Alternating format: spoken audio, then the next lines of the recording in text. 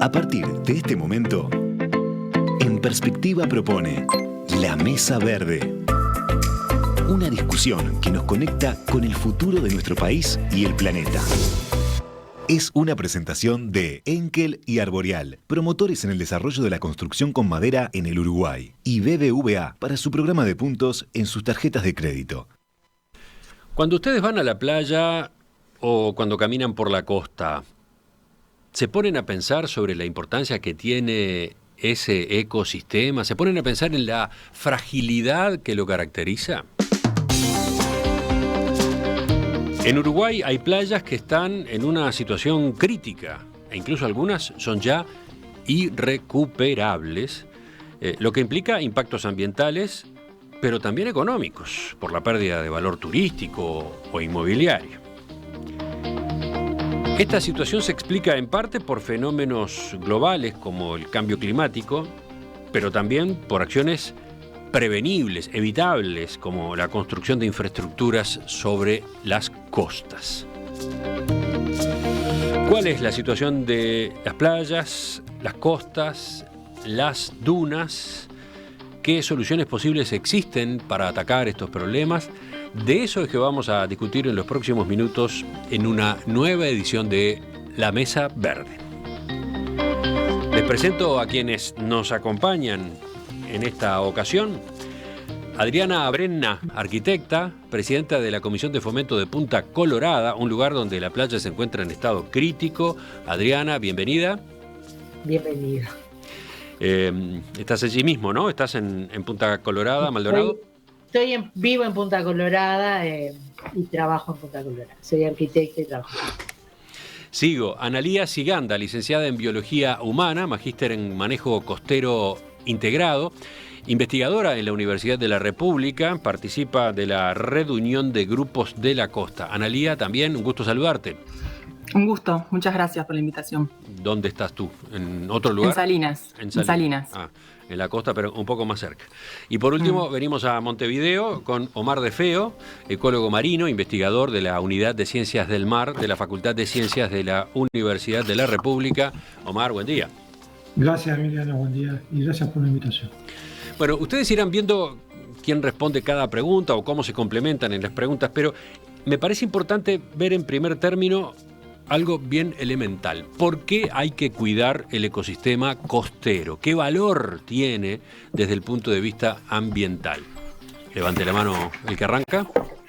Omar. Sí, durante muchos años se pensó, las playas no son pila de arena.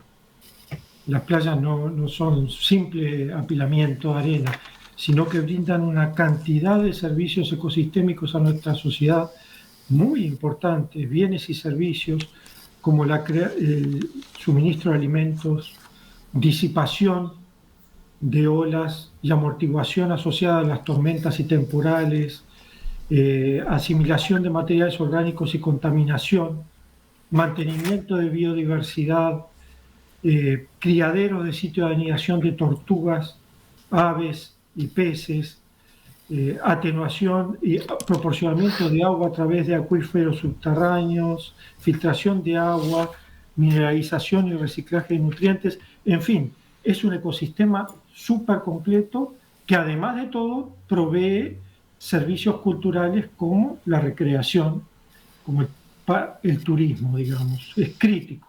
Entonces, el concepto de las playas como cementerios de arena ha sido dejado de lado hace bastante tiempo.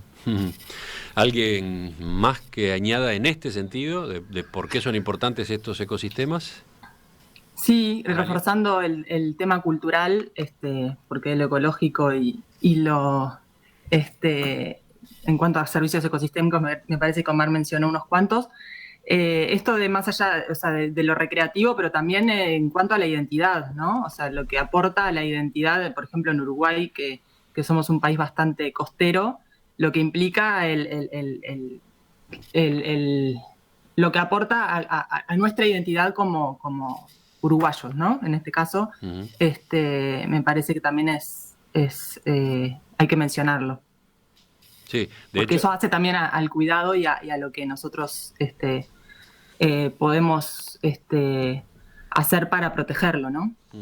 Sí, Es de algún modo perdón, tu planteo va es por un este bien. lado. Imaginemos lo que sería si en Uruguay no hubiera playas, desaparecieran las Es que en playas. realidad es un bien patrimonial que uno tiene, además. Claro.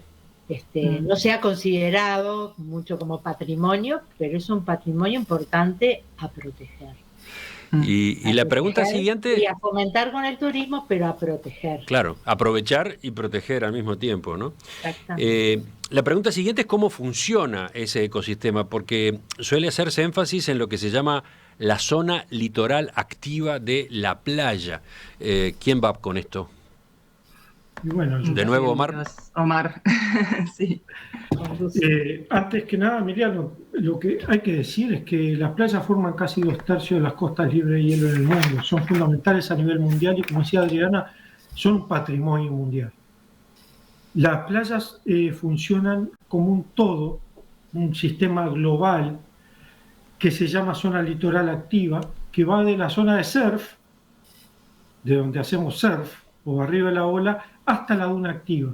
Es decir, donde la ola ejerce influencia hacia la tierra y el viento ejerce influencia en ella también. Entonces tenemos una zona, la playa como tal, donde tomamos el sol, la zona de surf y la zona de la duna, que es el corazón olvidado de la playa. Y lo vamos a hablar en otra oportunidad acá. El impacto que causamos entonces al funcionamiento de esa zona litoral activa, que es un todo geomorfológico, es muy importante. Y si afectamos una zona como la duna, afectamos a toda la playa como tal. Vamos a llamarlo en términos genéricos la playa, pero ese es el funcionamiento de la zona litoral activa. A ver, un ejemplo. Si afectamos la duna, ¿qué pasa? Si achatamos la duna, si cortamos la duna, ¿cuál puede ser una de las consecuencias? Nada más como ejemplo. Cortar la duna, el mar entra, la duna no para el mar y sigue de largo. Así, tan simple como es. Vos cortás, mochás la duna, el servicio que provee la duna es de atenuación de tormenta, uno de los tantos. Entonces, al sacar la duna, sacás la montaña, digamos, de arena, y el presupuesto de arena entre el mar, entre la zona de la playa y la duna, se pierde. Entonces el mar sigue de largo, pasa factura, y ya lo habrás visto, ¿no? Unas cuantas veces acá en nuestra costa. Entonces, además de retener lo que es la división con la zona urbanizada, ¿no? Claro, no me metí en la zona urbanizada porque eso es parte del horror. Sí. Pero claro, el ejemplo cortito que me pedías es ese. Sigue de largo el mar. El servicio de la duna es fundamental en ese aspecto. Entonces, no solo afecta a la duna, afecta a la playa y se genera lo que nosotros decimos el colapso de la playa. Sobre esta dinámica de la franja costera, Analía, Adriana, ¿algo más? Sí, otro ejemplo es la fijación con vegetación no costera o no adecuada o no nativa, que eso también impide el transporte de sedimentos, que es la voladura de arena, por ejemplo, para recuperar luego una tormenta lo que es la playa, entonces la parte más cercana al agua. Y bueno, eso como creo que uno de los problemas más de más décadas que tenemos es eso, la fijación de la duna de distintas maneras que no favorece al movimiento de sedimento que es necesario para en esta dinámica compleja costera que es en permanente movimiento, no es algo fijo. Entonces, justamente el acercarnos cada vez más al agua con estructuras fijas o con vegetación no adecuada hace que no funcione como debería. Ahí está, ese es otro ejemplo, ¿no? Otro ejemplo de alteración, de interferencia.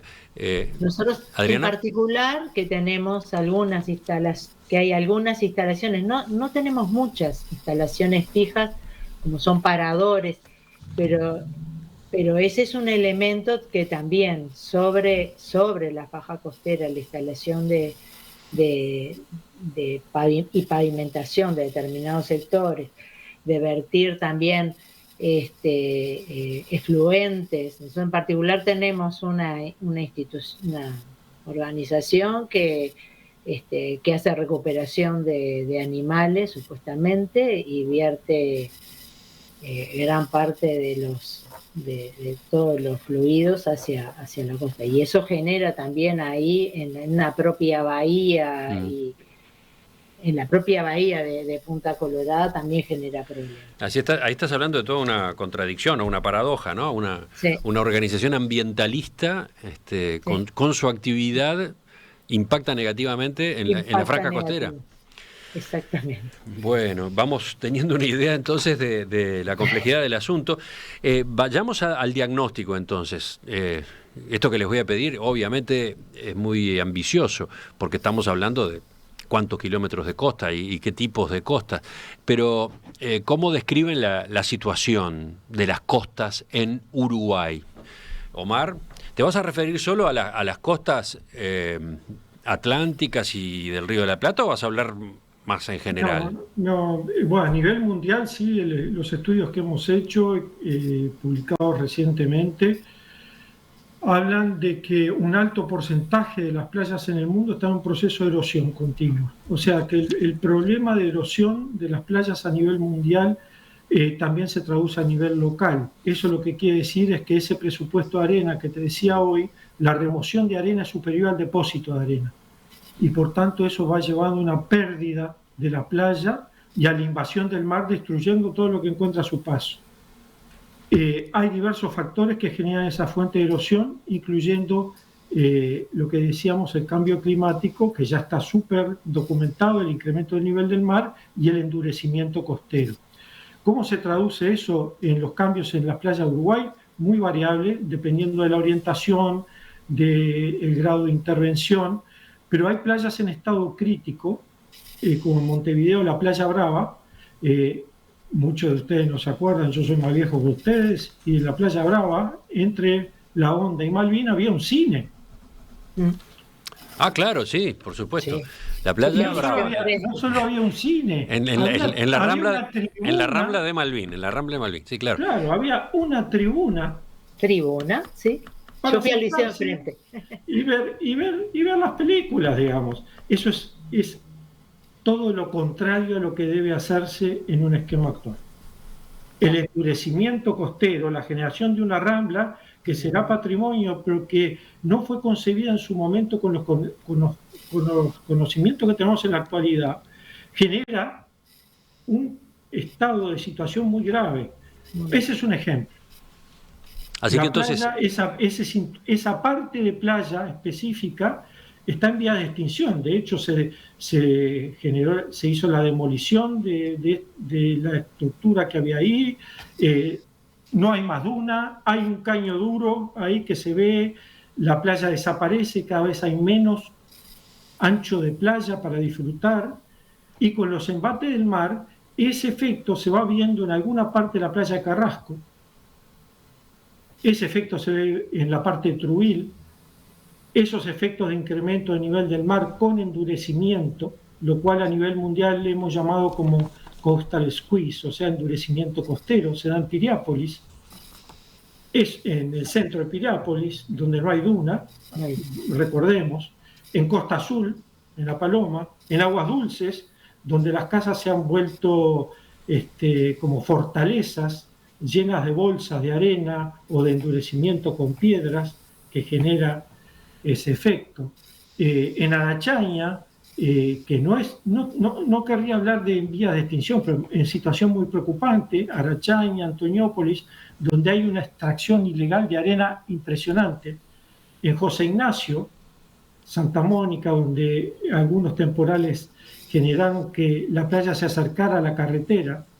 En Portezuelo, Solanas, donde la fijación de dunas por jardines hermosos, entre comillas, y la negación por el desvío hasta aguas subterráneas o residuales hacia la playa, han destruido parte de esa playa maravillosa que era Solanas, donde hasta había almejas cuando yo era chico, y ahora no hay nada. En Punta Colorada, ni que hablar, Adriana va a hablar mejor que yo. En La Coronilla, que por una obra ingenieril nefasta en la época de la dictadura, el canal Andreoni que se amplió en esa época.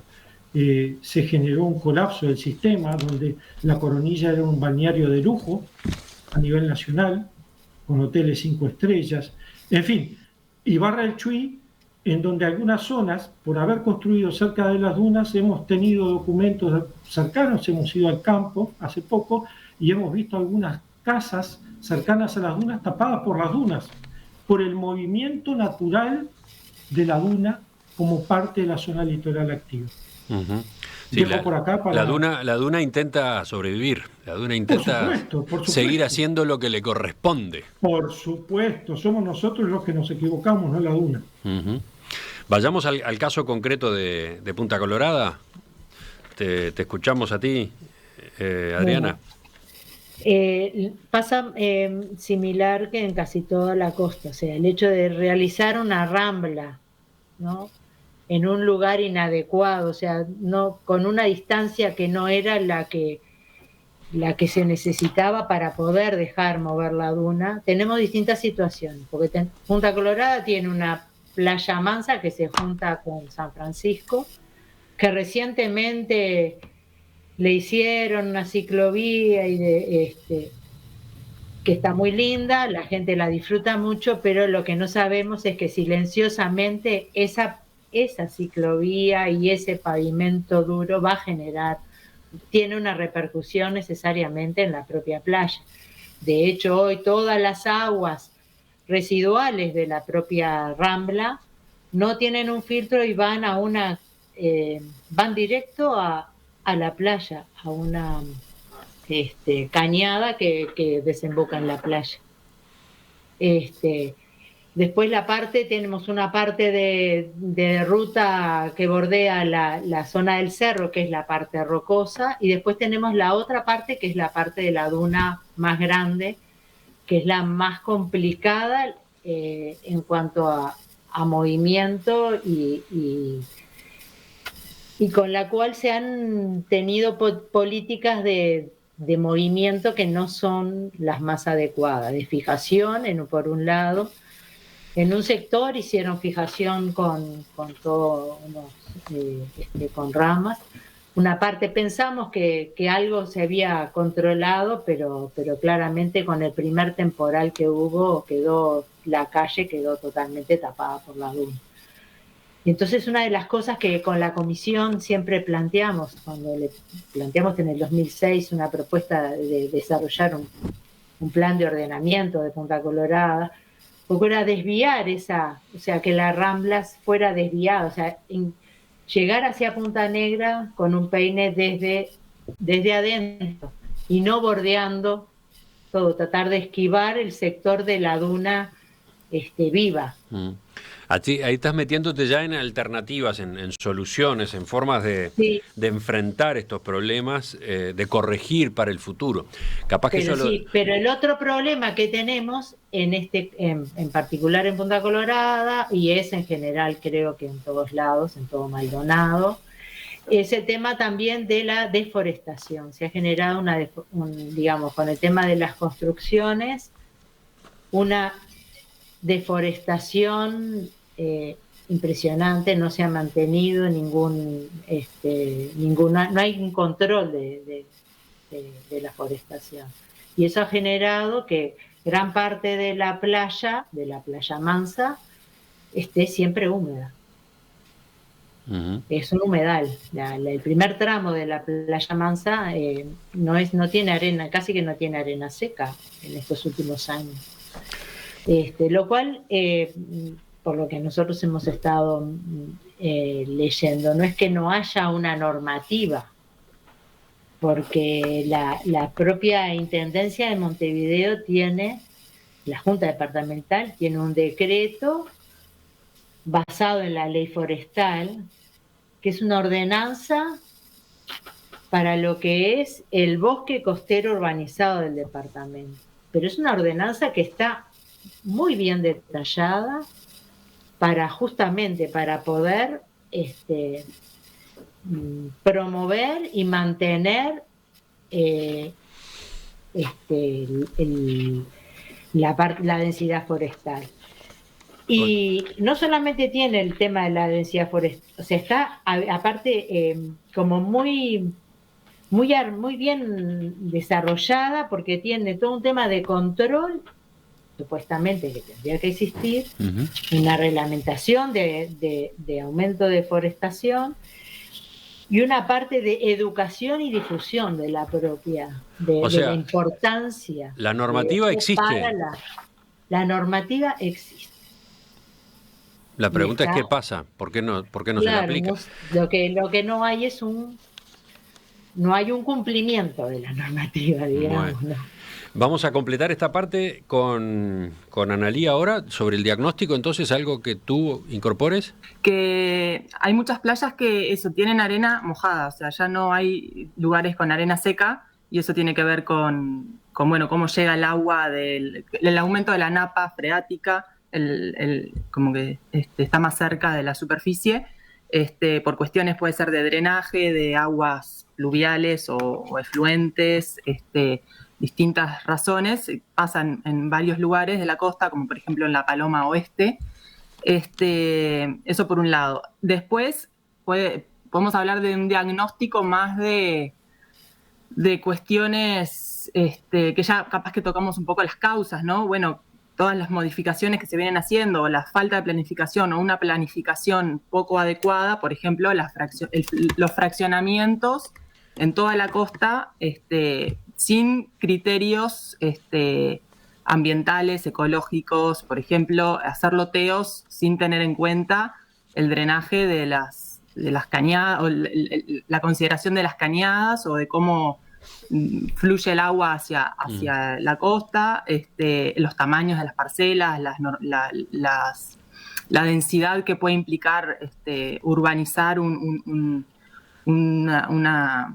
territorio con parcelas muy pequeñas, que bueno, eso en algunos casos se ha intentado revertir, y en otros se mantienen los fraccionamientos de la década de los 30, 40, que tampoco contemplaban una distancia, o sea, que empezaran más allá de los 150 metros del nivel de la línea superior de la ribera, o sea, distintas cuestiones que arrastramos. Bueno, el trazado de la Ruta 10, que en este caso en Punta Colorada, ya es algo que arrastramos, pero que no sería imposible revertir. El tema es que hay que tener un acuerdo como sociedad para que determinadas cuestiones que implicaron infraestructura o derechos de propiedad, bueno, cómo revertimos determinadas decisiones que se tomaron en otra época para, teniendo en cuenta los conocimientos actuales y a su vez la realidad actual, no solamente.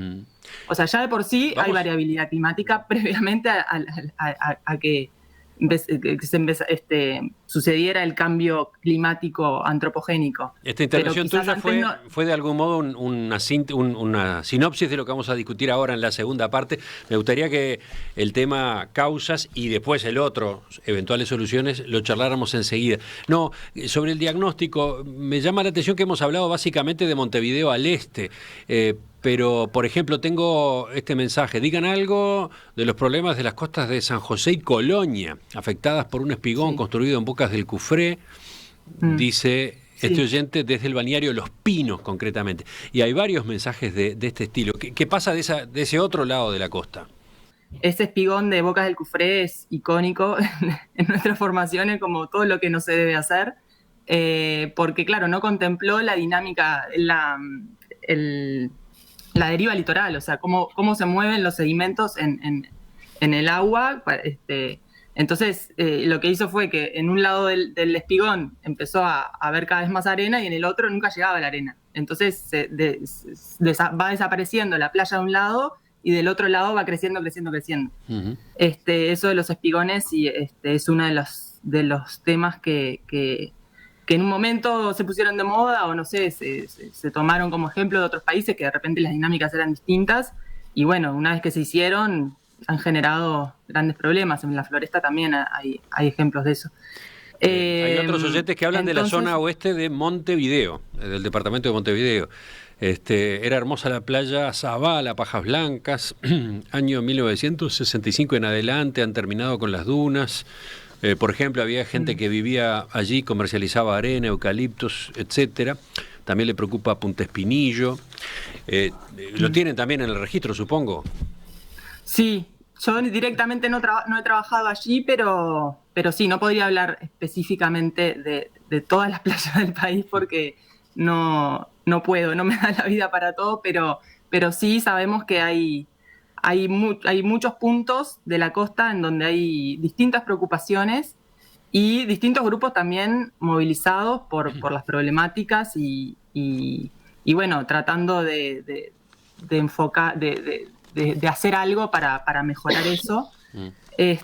Omar, no se salva a ninguna parte de la costa, entonces, también hacia el oeste, yo qué sé, la costa del río Uruguay también. Bueno, si seguimos así, pero el gran problema que hay atrás de todo esto es que se le ha tratado de ganar metros a la playa. Esa es una constante, claro, por todos lados. Esa es la constante por una actitud muy egoísta de parte de las autoridades y prescindente de la ciencia, como objeto impulsor de conocimiento para toma de decisiones fundadas en dicho conocimiento. Uh-huh. Entonces, todo lo que se habla de Pajas Blancas, de Punta Espinillo, también todo lo que dije del Atlántico es aplicable al oeste, y es por esa tendencia sistemática a ganarle metros a la playa, destruyendo las dunas y alterando el presupuesto de arena, a lo cual se le agrega el otro problema que hemos estudiado en estos últimos 20 años, que es el rol innegable del incremento del nivel del mar como una fuente de afectación a las playas. Sí, acá tenemos entonces la gran síntesis de las causas, ¿no? Exacto. Por un lado, acciones llevadas adelante por el hombre, por autoridades, por privados, avanzando sobre la faja costera de distintas formas, y por otro, el impacto de la suba del nivel del mar. Exactamente. Es ganarle el espacio a la duna y destruir la playa como un todo, alterando ese presupuesto de arena que te decía, de la playa hacia la duna y de la duna hacia la playa en función de las condiciones ambientales. Entonces, con el incremento del nivel del mar, más el endurecimiento, que se llama así, endurecimiento de la costa, a través de ramblas, de lo que decía Analía, de los espigones, que alteran la dinámica de sedimento, y de otras estructuras, de los estacionamientos, de los paradores, sin ninguna política de planificación, lo que se genera, pero que no solo acá, no somos solo los malos de la película nosotros, lo que se genera es lo que se llama la compresión costera.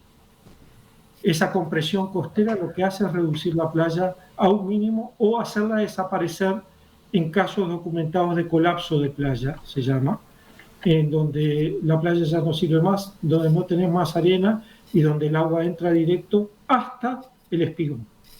Entonces, hasta la rama. Les propongo que hagamos acá una pausa, que pongamos los puntos suspensivos. Esta edición de La Mesa Verde tiene el foco puesto en la costa, las playas, las dunas. ¿Qué problemas arrastramos acá en Uruguay? ¿Cuáles son sus orígenes? ¿Cuáles son sus consecuencias?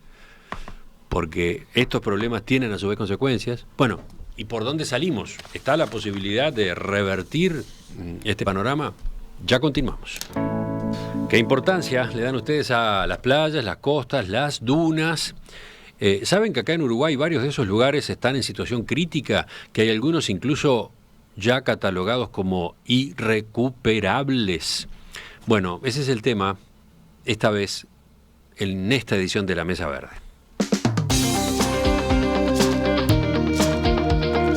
Nos acompañan la arquitecta Adriana Brena, la licenciada en Biología Humana Analía Siganda y el ecólogo marino Omar De Feo. Hace unos minutos estábamos con el diagnóstico, un largo diagnóstico y de todos modos incompleto.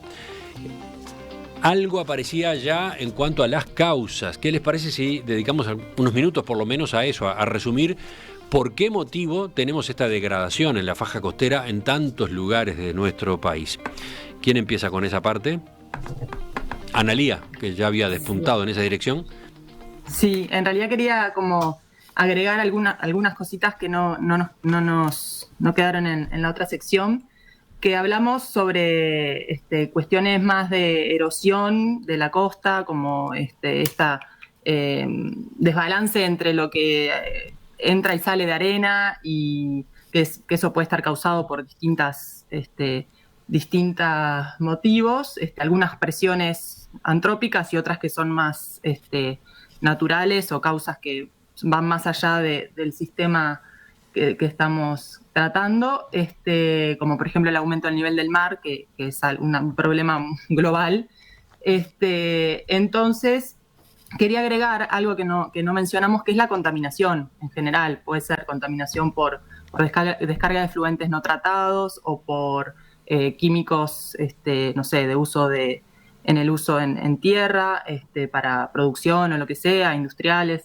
Y también el aumento de la cantidad de nutrientes en el agua, que puede ser también debido a fertilización o tratamiento por descarga de fluentes no tratados, que eso también viene siendo otro de los problemas que está causando una alteración una degradación de los ecosistemas, y que también genera impactos en el bienestar humano, ¿no? Uh-huh. Quería agregar eso, y bueno, pasando a...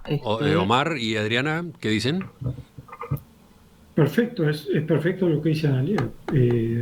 Adriana. No, totalmente de acuerdo, y es uno de los temas que tenemos, porque nosotros en particular acá en Punta Colorada tenemos varias cañadas que dan a la playa, y si bien no tenemos lo que puede pasar en la costa oeste, que recién estaban hablando sobre el tema más de los fertilizantes y demás, el tema que tenemos acá es que como no hay un saneamiento y tenemos toda una cantidad de fraccionamientos nuevos, y un montón, aumentó mucho la cantidad de viviendas, tenemos pozos negros, y los pozos negros, esos van fluyendo. Y no hay un control, ¿no? De hacia dónde, todos tienen robadores hacia los puntos bajos. Uh-huh. Esos puntos bajos después terminan en la playa. Y es uno de los temas que en particular le venimos planteando también a la Intendencia, porque de hecho después tenemos en las propias playas, cuando llega la cañada se forma la lagunita de los niños, ¿no? Donde supuestamente esa lagunita es una contaminación total. Y nosotros ya le hemos estado planteando el hecho de por lo menos informar a la gente, o sea, uno tiene que, como responsabilidad de la Intendencia, de la alcaldía o de quien sea, informar también a la gente de cuál es la situación de esa playa.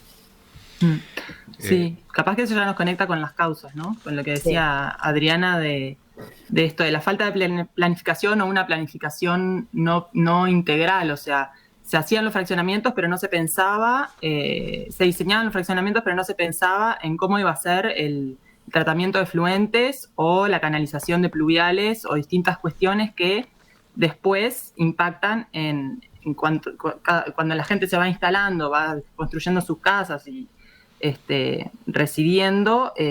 Bueno, todos esos impactos acumulativos no fueron previstos. No fue. Entonces ahora solucionar esas cuestiones implica grandes inversiones quizás para el Estado, en lugares donde de repente la densidad de población no es tan grande, entonces hacer toda una red de saneamiento, como vemos en Montevideo o en algunas otras ciudades grandes, no es viable. Bueno, entonces hay que buscar otras alternativas de saneamiento que no sean los pozos negros, porque muchas veces en general son filtrantes, entonces las aguas negras van directo al suelo, ¿no? Entonces, son algunas de las causas que generan todas estas cuestiones, no solamente de contaminación, sino de mal drenaje de las aguas. Uh-huh. Pero como decía Omar hace un rato, quizás el común denominador o la principal de las razones está por el lado de haber acercado excesivamente, ¿no?, la urbanización, la infraestructura a esa faja de costa. a esa que llamábamos, ¿cómo era el nombre? Zona litoral activa. La zona litoral activa, ¿no? La que va desde el agua, en la zona donde se hace surf, digamos, hasta la duna, ¿no? Abarcando la arena hasta la duna. Haber invadido esa faja. Y quizás el ejemplo, no sé cómo llamarlo, más gráfico, más contundente, por lo contradictorio además, es el de Piriápolis, ¿no?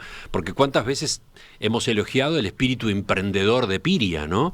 Lo que pudo hacer, lo que se lanzó a hacer, la maravilla del Argentine Hotel, por ejemplo, ¿no? Y todo eso es cierto, pero al mismo tiempo estaba deteriorando el ambiente en el que implantaba todo ese, ¿cómo decirlo?, complejo turístico que él estaba creando, ¿no? Allí directamente no hay duna. La Rambla se comió la duna, se instaló arriba de la duna, digamos, ¿no? Exactamente, Emiliano, pero con el diario del lunes es fácil. En esa época no se sabía todo eso. Lo que sí tenemos que hacer ahora, y ese es el gran mensaje, es parar esto, en donde se puede. Ahora ya no hay excusa. Ahora ya sabemos todos que alterar la duna o endurecer o generar estacionamientos o infraestructura dura en las dunas es un acto inconsistente con lo que decíamos como equidad intergeneracional. Uh-huh. O sea, para que nuestros hijos y nietos disfruten de lo que es la playa. Nosotros, si alteramos eso, ahora no tenemos perdón. No es echarle la culpa cuando se hizo la Rambla en una época o a Piria, porque es verdad que no hay vuelta en muchos de esos casos, pero tenemos que ser proactivos y no permitir que se sigan construyendo, loteando, como dijeron mis colegas, zonas en la duna, en la zona litoral activa, más allá de las excusas triviales de construcciones livianas que se está diciendo. Bueno, esa es una pregunta que aparece enseguida y la han planteado varios oyentes, ¿no? Exacto. La construcción liviana, la construcción de madera, una cabaña, ¿es lo mismo desde el punto de vista que estamos analizando, desde el punto de vista del impacto negativo allí en esa faja? No es lo mismo, pero es igual, como decían. Porque hay un efecto en cascada de construcciones que van a atenuar esa dinámica costera. Se ha demostrado en otras partes del mundo que la construcción liviana es una mera excusa para seguir entrando y atacando la duna.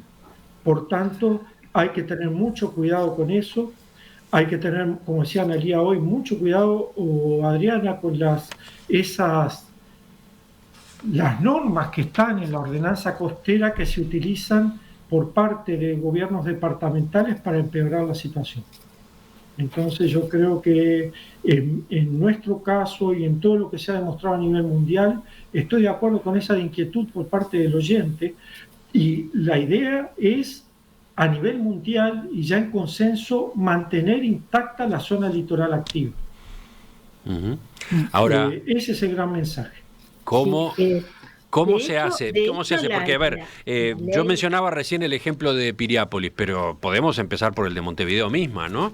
Claro. En Montevideo también, la Rambla le caminó por arriba a la duna. Y ahí estamos tratando de reconstruir algo de duna en algunas playas. ¿Cómo observan esa tecnología que se está empleando, por ejemplo, no sé, en Pocitos o en Playa Ramírez? ¿Cómo juega en la dirección de lo que hay que recuperar? Yo creo que las cercas captoras, si te referís a eso, las estrategias que buscan retener arena sin fijar la duna, me parece que son buenas.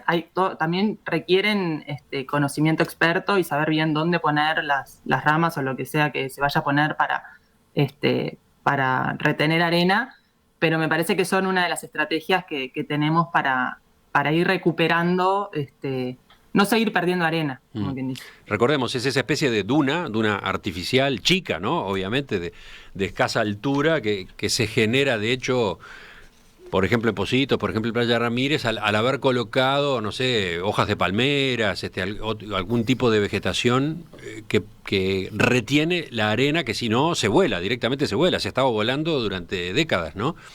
Esa es una herramienta, ese es un recurso, pero parecería que es un recurso como mínimo, ¿no?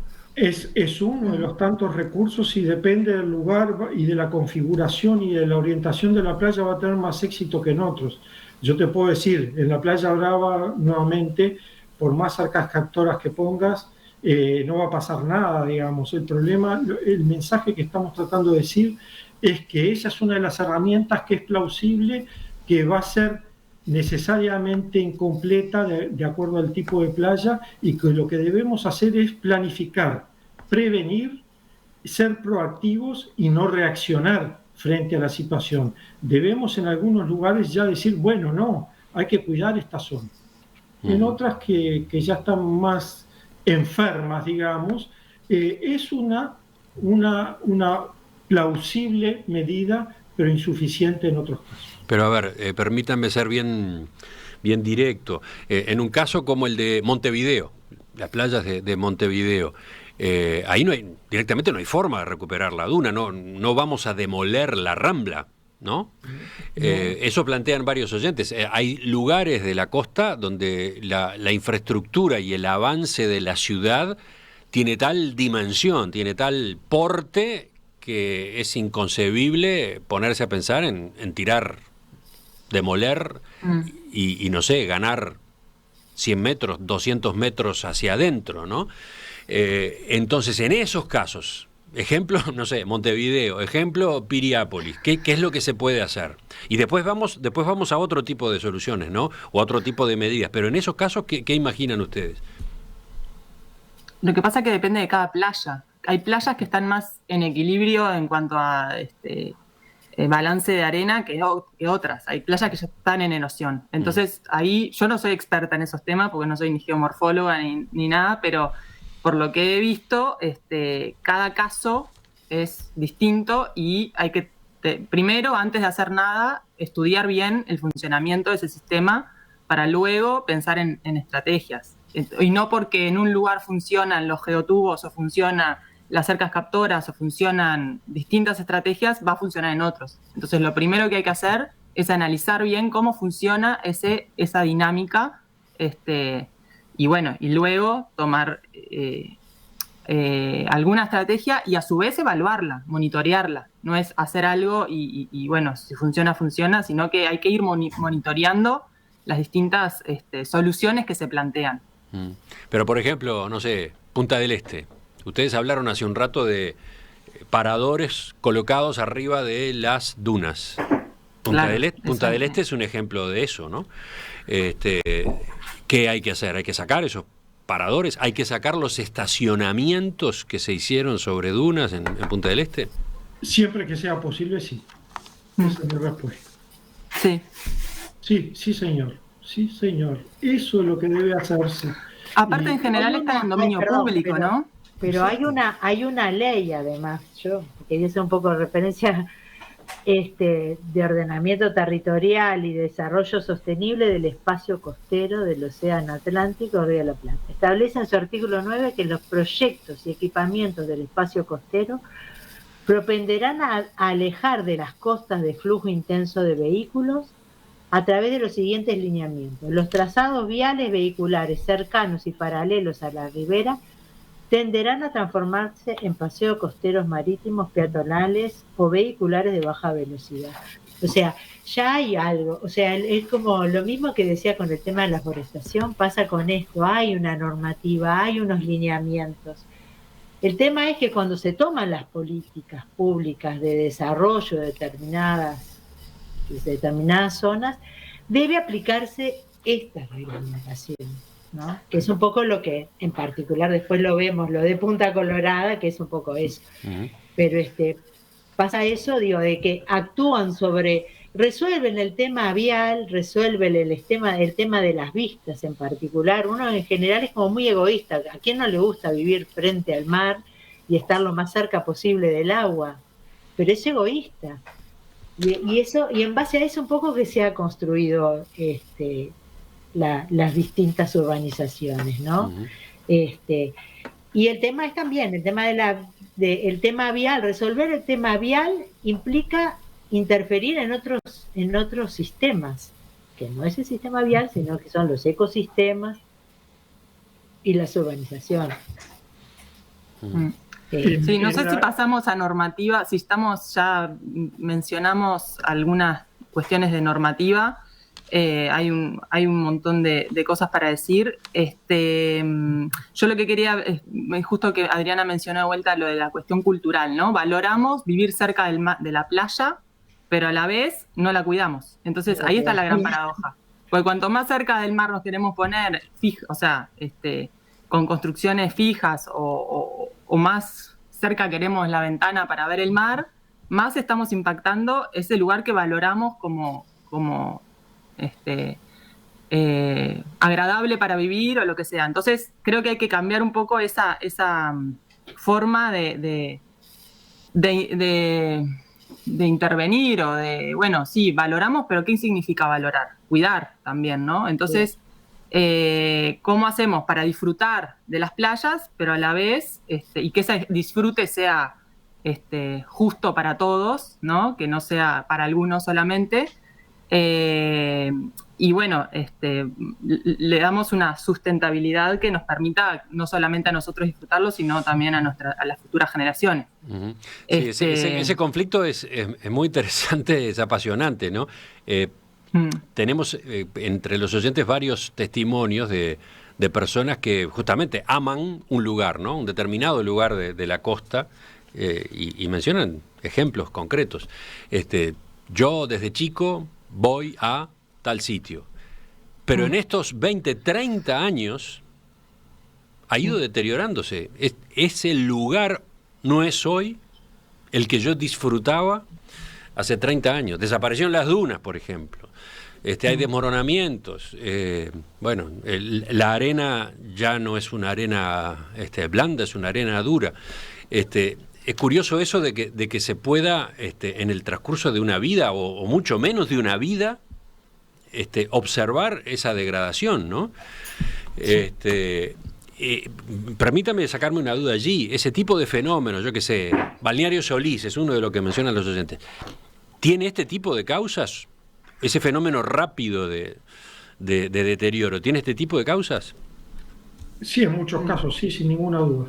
Sin ninguna duda, como decíamos hoy, es un proceso de múltiples factores actuando en forma sinérgica, que va desde la urbanización, desde la contaminación, el incremento de la escorrentía, y unido a efectos de cambio climático. Eso lo que genera es arena húmeda, compacta, pérdida de dunas, pérdida de calidad, pérdida de servicio ecosistémico, pérdida de valor de identidad cultural.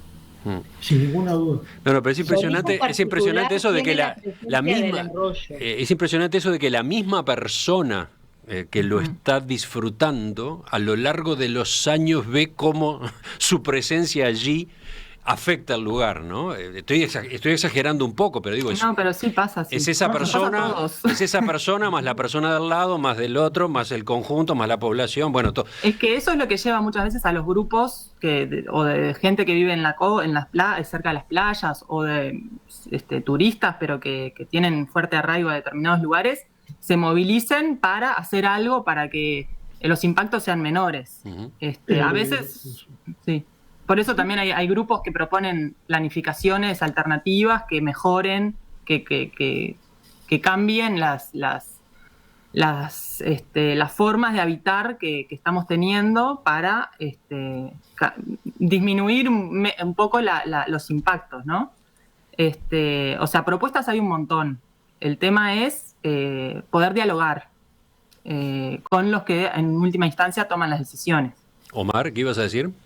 No, claro, que otro ejemplo que vos dos ejemplos. Portezuelo estaba lleno de almejas, había hasta una pequeña pesquería artesanal. Hoy no existe almeja, desapareció la almeja en Portezuelo, la playa está húmeda. La Coronilla era uno de los balnearios más importantes de Uruguay, con 5 hoteles 5 estrellas. Está destruida por el endurecimiento aunado a la obra del canal Andrioni, etcétera, y eso ha generado un colapso no solo ecológico sino social, con desempleo, con pérdida de identidad, Entonces, esto lo estamos viendo efectivamente en nuestras vidas. No nos lo contaron.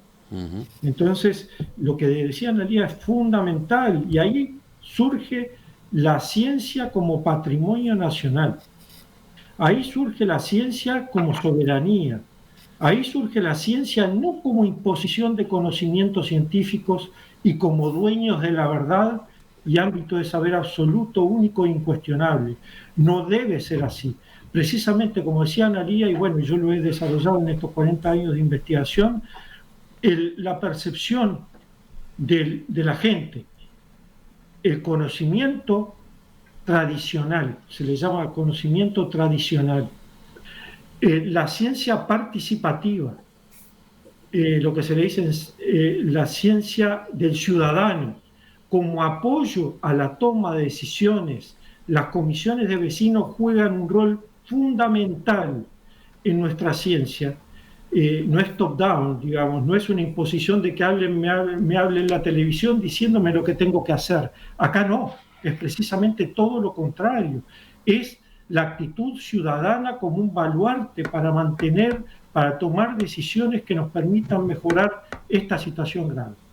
Yo aprendí mucho de los pescadores, por ejemplo. Los pescadores fueron, cuando yo tenía 18 años, me dijeron, está pasando algo con los cambios de vientos, con el incremento del mar. El conocimiento ciudadano es fundamental a la hora de desarrollar eso que decía Analía, ciencia. Y esa ciencia ciudadana es fundamental para la toma de decisiones. Ahora bien, si no hay esa interfase ciencia-política falla, y donde los políticos sigan pensando y las intendencias en el loteo de zonas sensibles, desconociendo las normas, estamos perdidos. Por eso la actitud ciudadana es clave y es un patrimonio a tener en cuenta. Enseguida les propongo que terminemos mirando al exterior. Por ejemplo, consultan algunos oyentes, ¿pasa en todos los países que tienen costa? ¿Esto que estamos describiendo se da ineluctablemente? Pregunta número 2, ¿qué ejemplos exitosos de recuperación hay justamente en otras partes del mundo? Estaba mirando entre los mensajes de los oyentes, uno que proponía, deberíamos tener un GACH medioambiental ya, ¿no?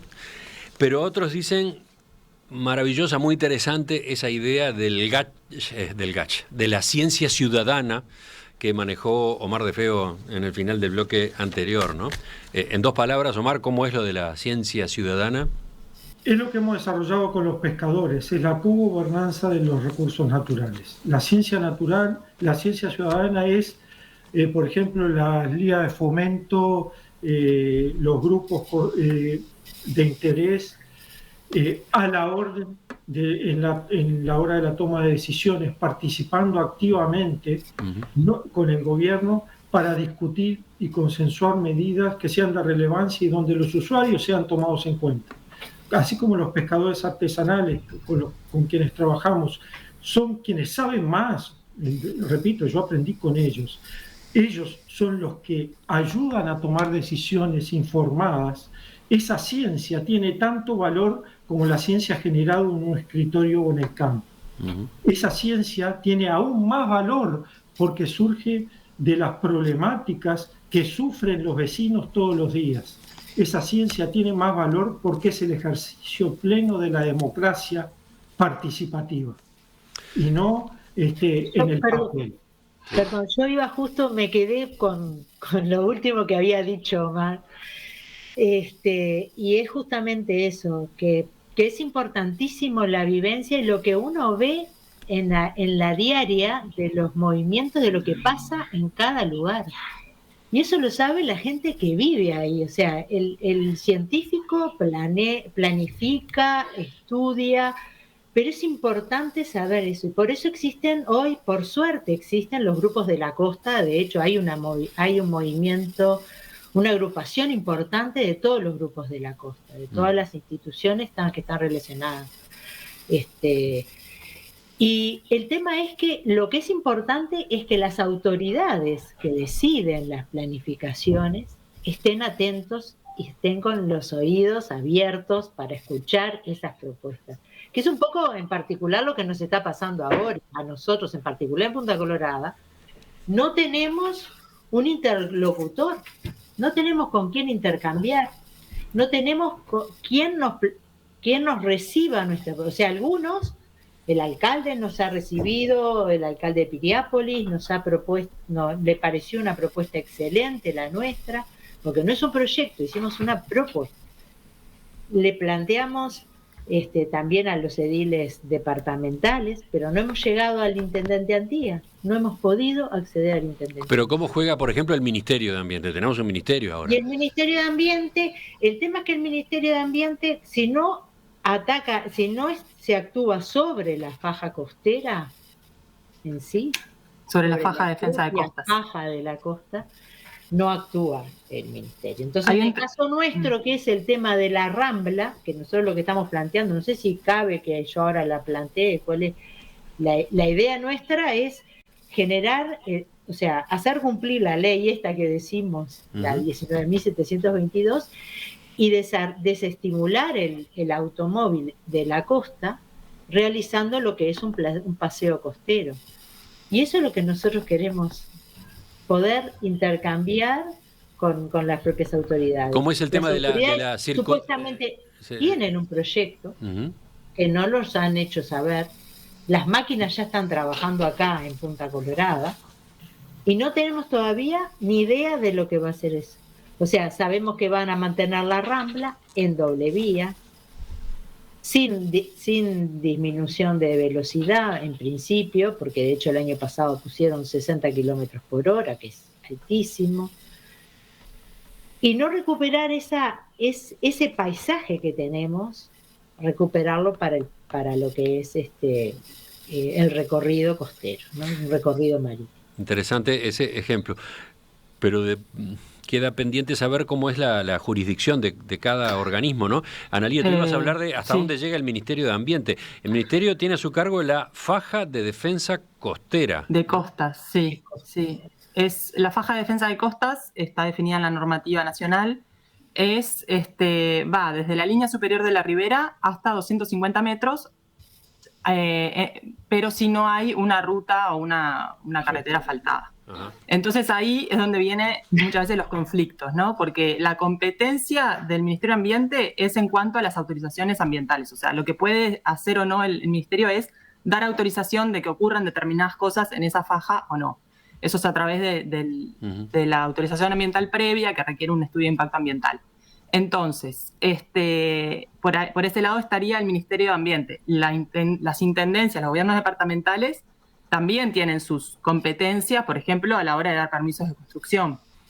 Pero muchas veces son los propios gobiernos departamentales los que hacen intervenciones, actividades, obras que van en contra de la protección o el cuidado de esa zona litoral activa. Entonces ahí se dan unos cortocircuitos entre el gobierno nacional y los gobiernos departamentales, que en muchos de los casos, lo que mencionaba Adriana de la Red de Unión de Grupos de la Costa, es un colectivo, una red que agrupa muchos agrupaciones de vecinos, ONGs, y muchas de las veces las denuncias o las alertas que tenemos se refieren a eso, a falta de coordinación entre el gobierno nacional, gobierno departamental, o entre otros niveles de gobierno, o entre otros ministerios, o la prefectura.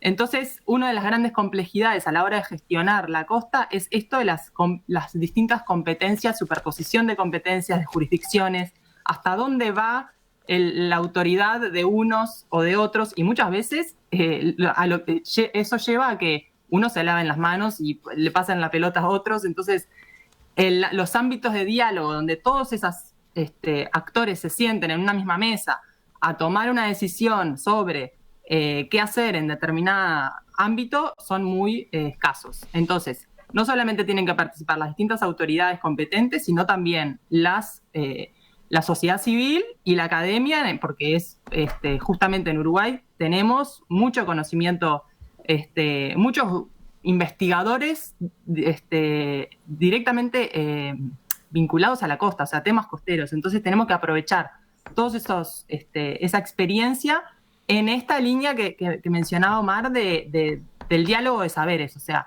no es que valga más el saber científico con respecto al saber, al conocimiento tácito de las personas que habitan un lugar, sino que lo que importa es el diálogo y también incorporar la visión de la gestión. Claro, cuando al momento de tener que tomar decisiones, se ponen en la balanza distintos temas. Hay que evitar que el tema, los aspectos económicos sean lo que prime en esa toma de decisiones, porque así nunca vamos a poder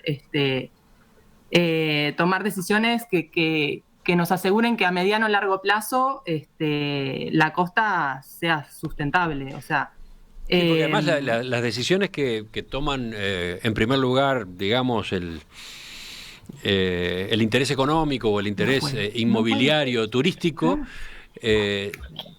pueden tener, digamos, ese tipo de consecuencias beneficiosas en el corto plazo. En el mediano y largo plazo pueden terminar siendo al revés, ¿no? Un tiro en el pie. Y hay cantidad de ejemplos de ese tipo de evoluciones, ¿no?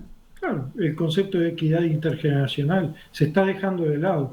No puede permitirse que, debido a cambios en la normativa, donde en el 2008 el gobierno obligó a cada departamento a zonificar y crear sus propios planes, que en aras de la construcción de proyectos declarados de interés departamental se cometan asesinatos en la playa, desde ese punto de vista.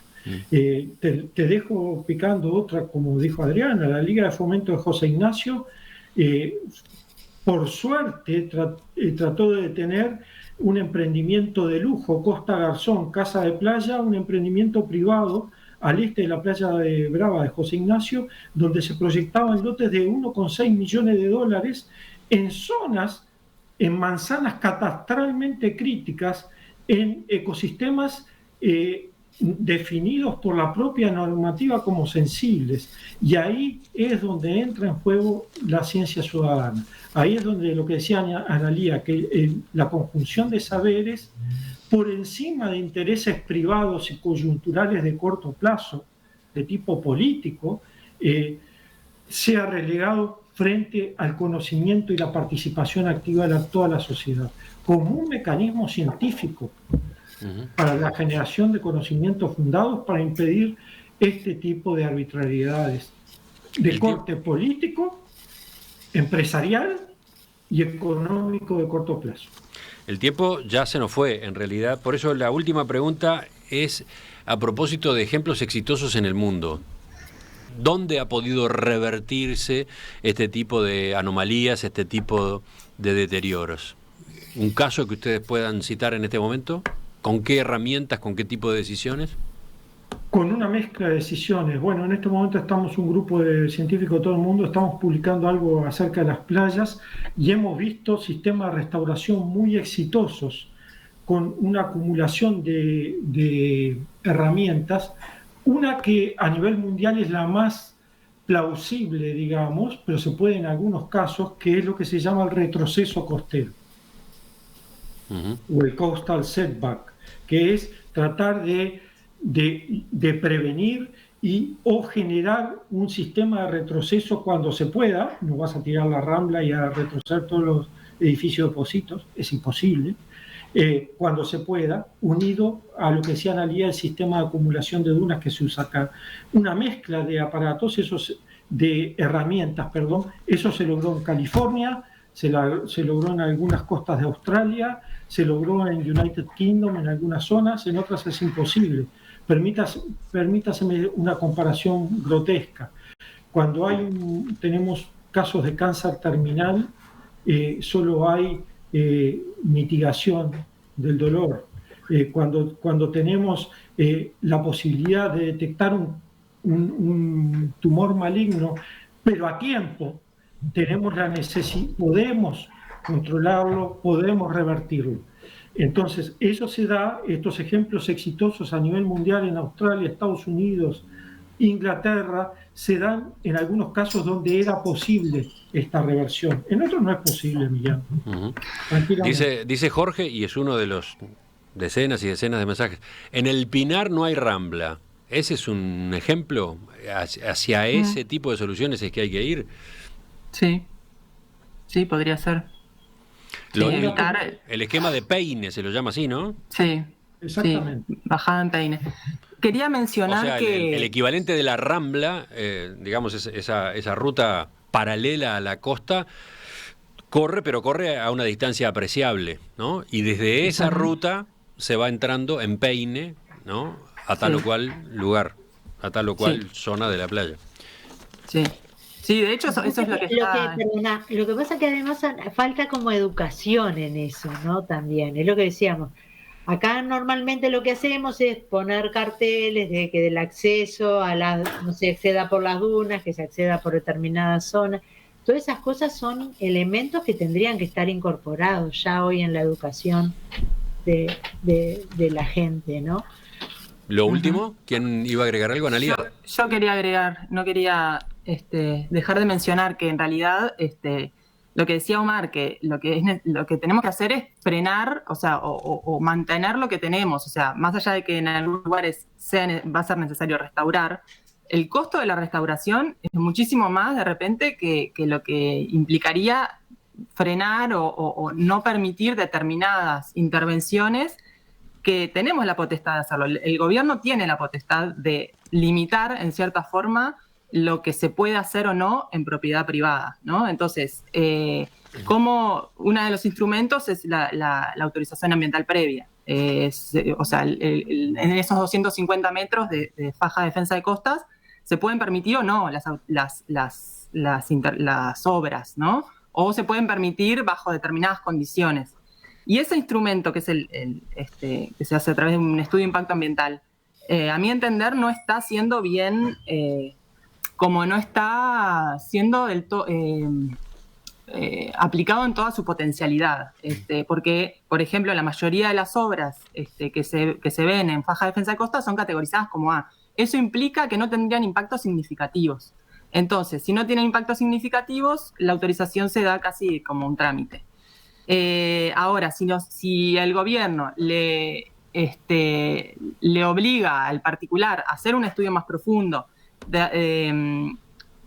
hacer modificaciones a sus proyectos que impliquen menos impactos, ahí ya tenés una herramienta para mejorar o para evitar tanta degradación.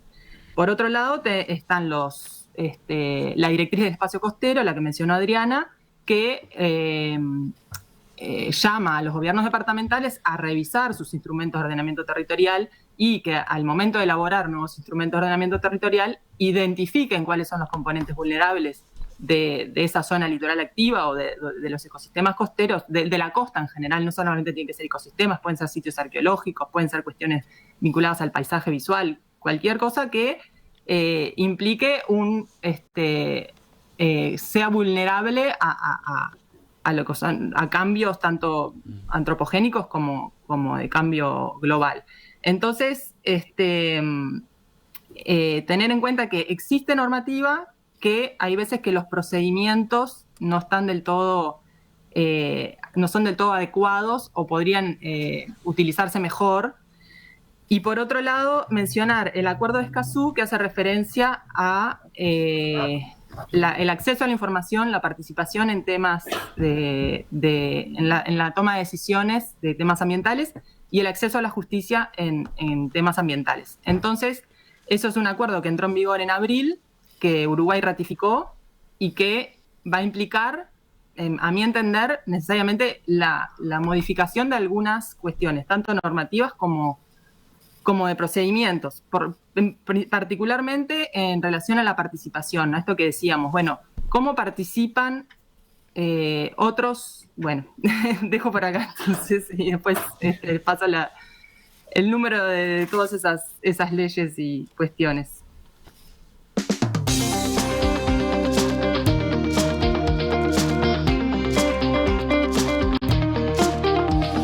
Las playas, las costas, las dunas.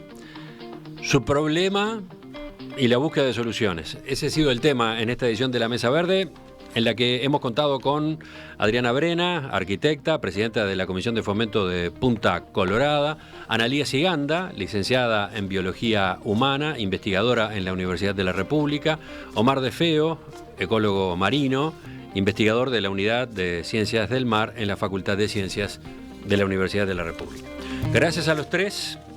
Quedan puntas para seguir explorando en próximas conversaciones, así que creo que hemos dejado el camino abierto. Muy amables, ¿eh?